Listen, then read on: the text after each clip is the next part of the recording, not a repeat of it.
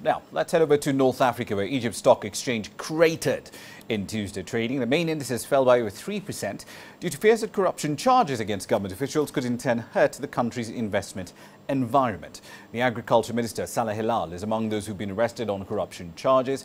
Anti-corruption activist, former Member of Parliament Hamdi El-Fakarani is also among those being investigated on charges of bribery. Now, the benchmark EGX 30 nosedived by 3.38% to 6,924 points. The broader-based EGX 70 was down by 3.5%. Local media reported that other high-profile names in both the private sector and government could be implicated in the ongoing investigations. Now, out of the 166 stocks traded on the EGX, 124 declined in trading and only 18 gained in price in trading today.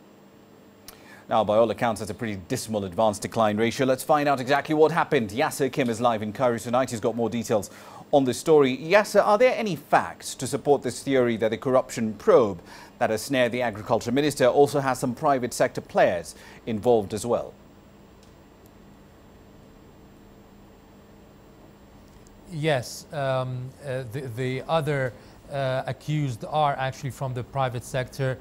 Besides the minister and his assistant, a major constructor and developer is accused of giving the bribes because he put his hands on 2,500 fidans of land that's worth around $500 million.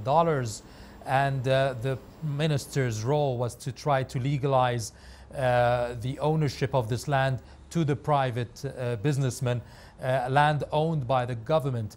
And in return, the minister has been taking money in the millions and houses and trips and all a whole list of bribes that has been proven and is now part of the investigation. So the private sector does have a big role in this.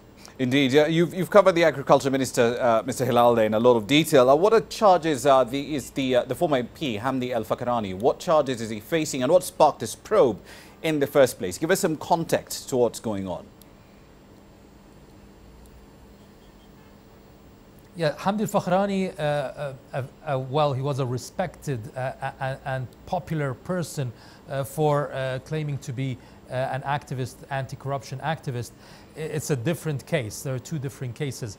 Hamdi El-Fakarani is charged with embezzlement and asking bribes. He would go to businessmen and threaten that he will go to the public, or he would go to the media and to court. He is a lawyer and try to show the public and court that those businessmen are corrupt. In return, he would take money in order to stand down and not do so after even starting cases against those businessmen. The businessmen would pay because they are afraid of their reputation and their companies and so forth. So they would pay for his silence or for him to stop. And in this case, the businessman who filed the complaint, he said that he was threatened by Fakharani, and police tapped the phone calls for a week and proved that he was doing so and was asking for money in order to stay silent. And he was captured or arrested while receiving a part of the money, around $1 million. So in this case, the minister is a different case. He's charged with bribery and embezzlement, and Hamdi Fakharani as well. And this is just part of a problem that Egypt is facing, a big problem that even foreign investors have been talking about when trying to enter Egypt, is that corruption is very strong in Egypt, is very high. Corruption cases are not easy to find or to hold or to be arrested, and it's been lagging Egypt economically in the last few years. One of the main reasons of the uprising in 2011 was corruption, but it seems that it's still a big fight that has not in any way the government has not managed to take any steps to stop it. Maybe this could be the beginning. Indeed, we'll have to wait and see exactly what happens in those cases. Thank you for that. That's Yasser Kim live, of course, in Cairo, right on the banks of the Nile.